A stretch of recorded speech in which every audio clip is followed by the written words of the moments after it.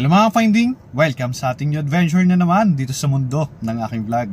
So ang ating adventure for today, ang pag-uusapan natin is ikaw ba ay magpapamedical kasi mag-a-apply ka ng US visa at balak mong pumunta ng US, or pinitisyon ka ng parents mo, ng anak mo, kung sino mang relatives or part ng family mo at kailangan pumunta ng US. So ano yung mga kailangan natin kumpletuhin requirements bago tayo mag-apply ng visa papunta sa US. So, na-experience ko mga finding, kaya gusto kong i-share sa inyo yung na-experience ko.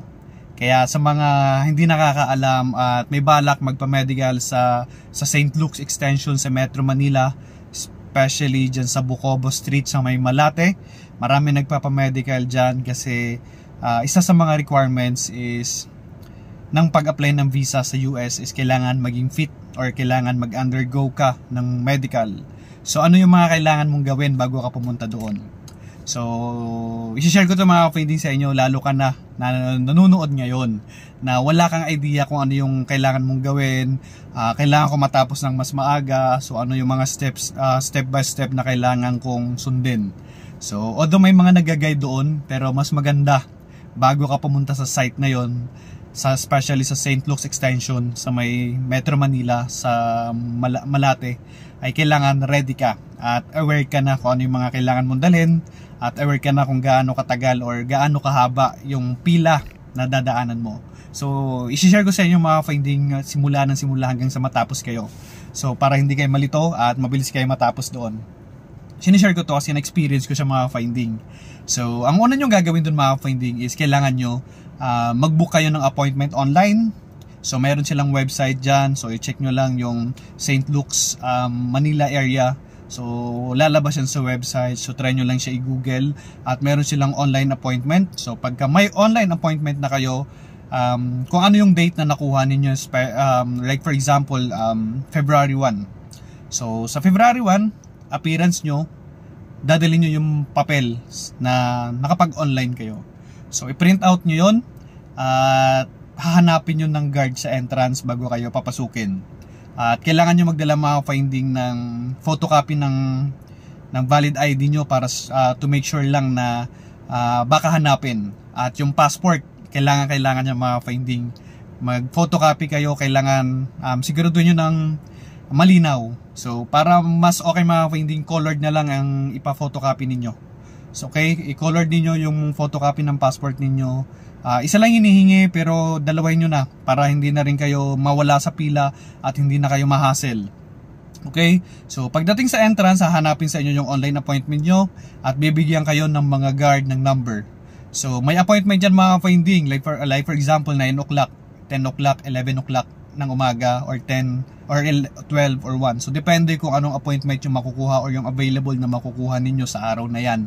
So ang pinapapasok nila doon mga finding is like for example 10 o'clock yung naka-appointment sa'yo. Hindi ka pwedeng pumasok pagdating mo doon kasi may pila. Tapos ina-announce ng guard at sinasabi na yung batch na to for 10 o'clock ang papasok, 10 AM. So standby lang muna yung mga 11. So papasok na ngayon yung mga 10. So hindi ka basta-basta makakapasok doon kasi may nag-a-assist na mga guard. Okay? So para aware lang po tayo doon. Tapos pagdating doon, pag tinawag na yung number mo kasi bibigyan ka ng number, pupunta ka doon sa ground floor nila. Okay? Sa ground floor ka pupunta at ang unang steps na gagawin sa'yo doon is kailangan kukuha ka ng picture. Kukuha ka ng picture, tapos tatanggalin yung hikaw mo. Kung may salamin ka, tanggal din. Tapos chin in, chin out. So parang ganun yung ginagawa. So para mapadali, tanggalin mo na yung hikaw mo, tanggalin mo yung salamin mo, tapos focus ka sa camera. Sundin mo lang kung ano yung sinasabi nung nag-a-assist sa'yo doon para mapabilis at matapos ka kaagad. So dito mga finding, kailangan mabilis ka kumilos para mabilis ka mauna sa pila kasi sobrang dami nagpapamedical talaga. So ako nga, inabot ako doon ng 6 o'clock ng hapon or ng gabi na kasi nagsimula ako doon 11, tapos natapos ako ng 6 o'clock. 6 PM kasi ang dami din talagang kumukuha ng medical that time. So pagkatapos ng picture mga finding is yung next na steps na gagawin mo ay sa ground floor yun, no? Sa ground floor. At ang unang steps na gagawin is yung data encoding. So may mga personnel doon, may mga staff doon na i-encode nila yung mga information mo, like for example pangalan mo, lahat, etc. and so on and so forth. Doon hahanapin yung email address, yung contact number, yung copy ng passport mo, yung requirements mo sa embassy, bakit ka magpapamedical is bibigay mo rin yun. Tapos kung sino yung magpipetition sa'yo, like for example pupunta ka sa US, bakit ka nag-a-apply, tinatanong nila yung mga finding, bakit ka nag-a-apply, bakit ka magpapamedical, anong gagawin mo sa US, may kamag-anak ka ba doon? Kung may kamag-anak ka, sabihin mo yung pangalan, tapos sabihin mo kung kaano-ano mo, tapos tatanungin nila kung anong birthday nung kamag-anak mo or ng anak mo, kung sino man yan, at yung number niya tsaka email address kailangan alam mo rin. So para hindi ka na makasil, hinahanap nila yon. Tapos pagka nabigyan na lahat ng mga information na tinatanong nila sa'yo, ay magpuproceed ka na ngayon sa payment. Okay? So kung online payment yung ginawa mo, ipapakita mo lang doon sa ground floor or sa reception area na nagbayad ka na online, ipakita mo lang yung proof na nakapagbayad ka online. Or kung cash basis naman yung bayad mo sa site na yon, ay magbabayad ka doon sa fifth floor. Doon ka magbabayad sa 5th floor.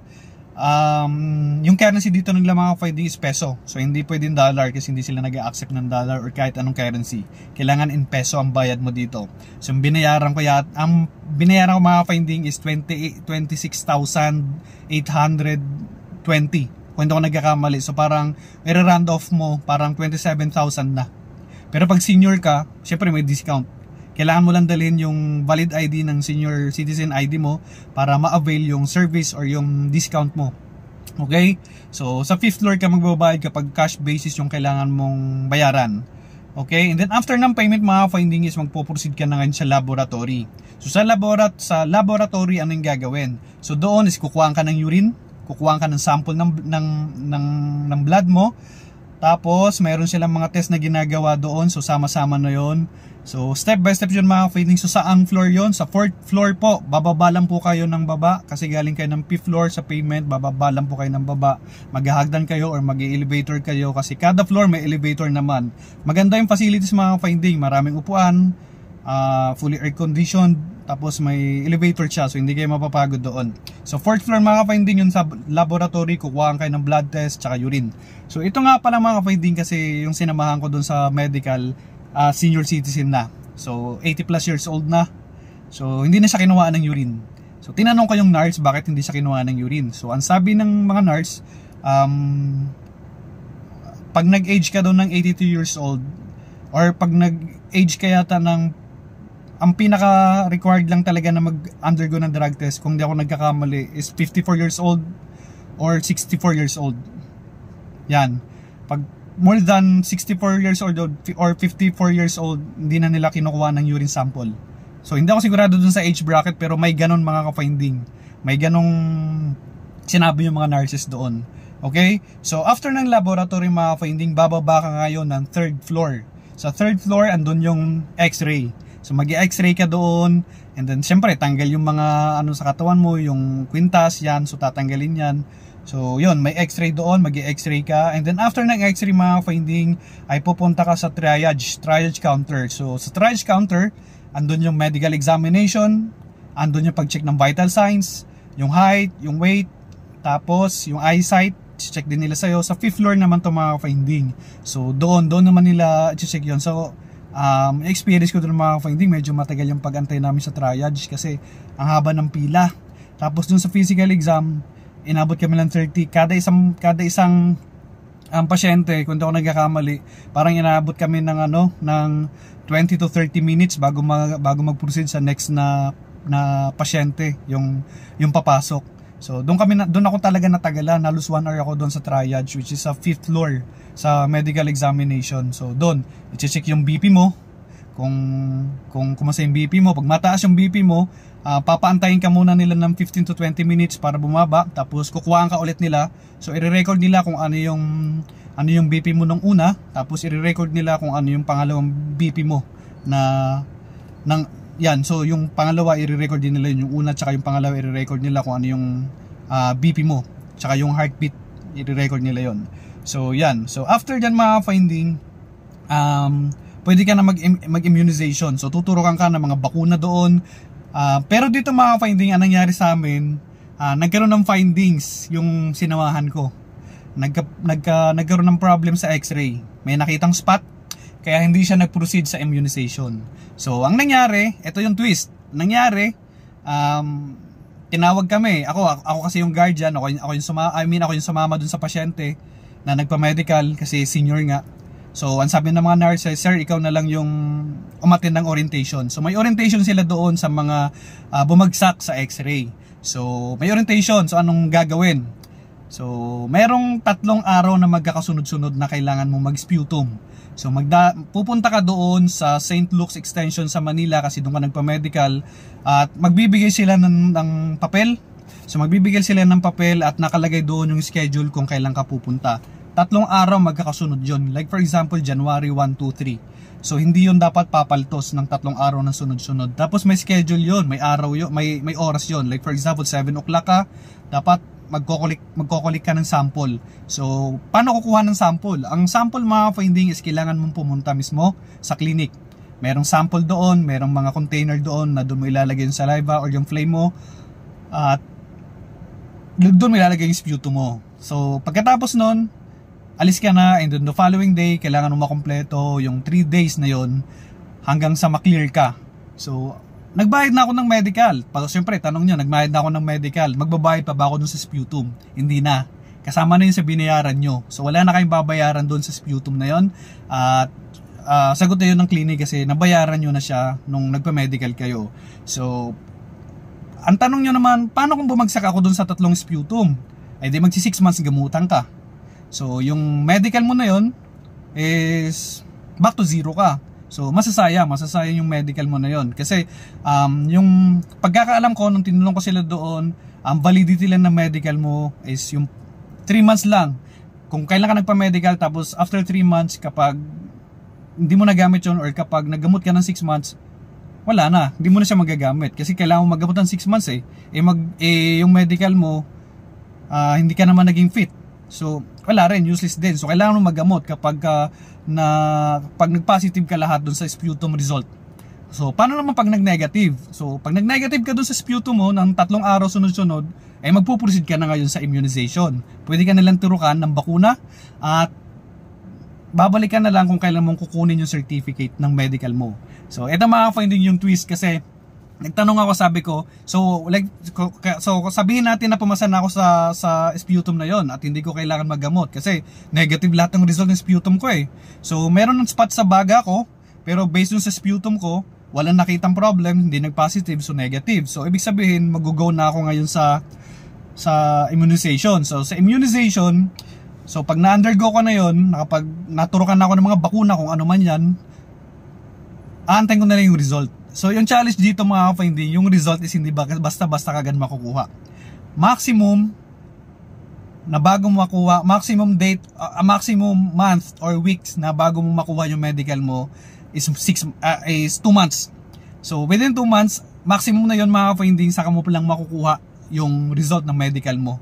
And then saka pa lang makakapag-apply ng visa kapag nakuha mo na yung medical result mo.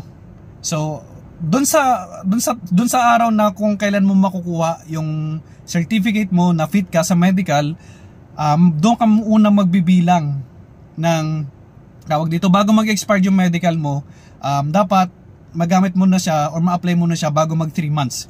Kasi maglalapse yung medical mo after 3 months, so dapat makapag-apply ka na kaagad ng US visa mo bago mag-lapse yung medical mo, kasi ang validity lang ng medical is hanggang 3 months lang kung kailan na-release yung medical mo dun sa St. Luke's.